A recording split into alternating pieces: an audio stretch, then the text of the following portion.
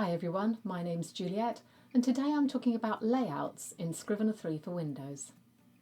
Are you always chopping and changing between different screen layouts depending on what you want to do that day? If so, this function could be useful for you.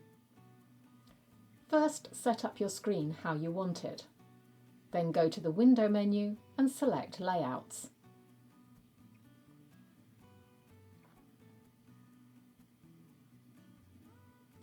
Click the plus button and name your layout.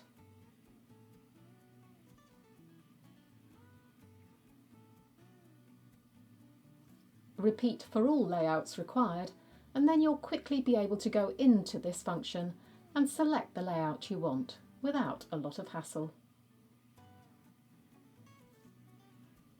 No more of that fiddly fuss, more time for writing.